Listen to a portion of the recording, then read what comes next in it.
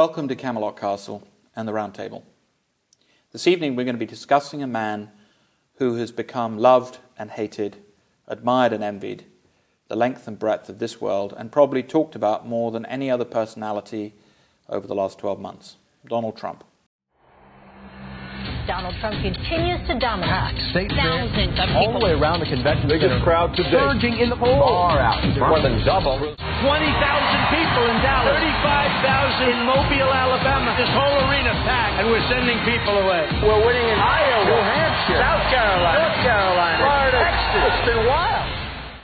When Donald Trump announced his presidency last year in August, we decided to get behind his campaign and back him. Tonight we wanted to clarify for our friends and viewers why that is. So why Trump?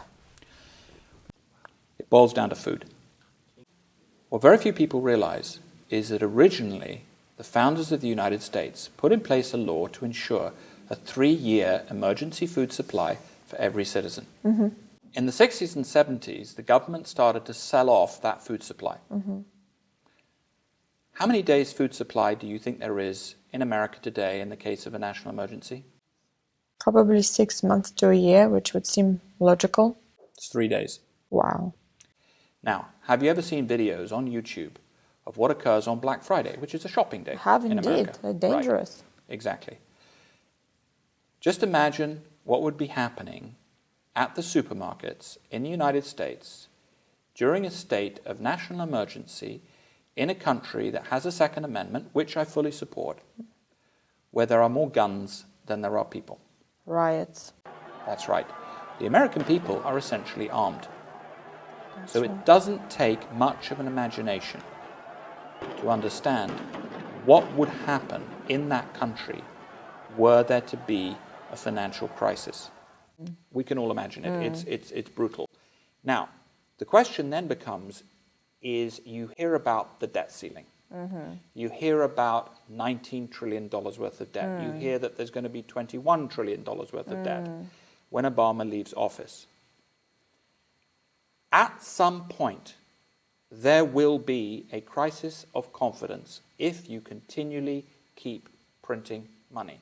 Now, I can't tell you whether that crisis will occur tomorrow, whether it will occur in 2 years, 3 years, 4 years, but unless something is done to reverse the trend of debt, America will experience a crisis of confidence. Now, the dollar is the primary reserve currency, not just of America, but of the entire world.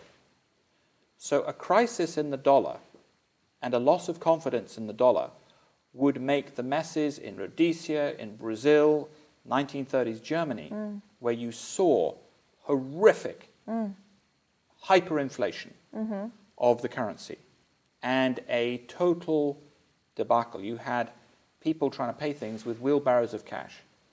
And what's interesting is that the graphs of the American debt mirror the graphs that were occurring in Germany in 1930. So there is no question. A civilized economy cannot continue to print money that is not theirs. How can Donald Trump prevent this economic disaster from happening? One word, competence. He is a competent businessman and a competent leader. If you read his book, Crippled America, which is one of the best political works that I have ever read, extremely succinct, extremely easy to understand, he lays out a step-by-step plan that would do more to reverse the fortunes of the United States and indeed the whole world than any other politician has ever done in the last 50 years. Wow. He's extraordinary. As an experienced businessman, do you think this is genius? There's no question. Donald Trump is a competent businessman and he is a business genius, yeah. So it wouldn't just affect people in America, and that's why this election is very, very relevant to people in this country, in Europe. It's relevant to Germany, it's relevant to Greece, it's relevant to countries all over the world, it's relevant to Russians. But you had a great point that you wanted to make. Absolutely, because obviously our economies are very much related, and it has been very unfortunate to us to watch what's happening in Russia and relationships between Russia and America.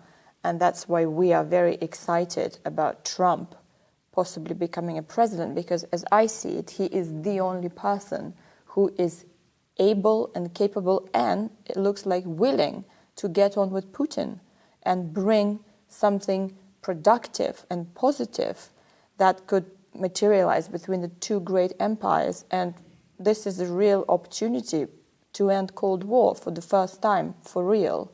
It has never really happened before. And well, he said that he would get on with Putin. He did. And as far as I know, Putin has even made some indications. He did, yes, he did. That he sort of respects Absolutely, Mr. Trump. absolutely he did. Certainly in Mr. Trump's book, he shows from his actions that he's very capable of unifying Absolutely. and getting on with people. How do you think he would get on with Mr. Putin?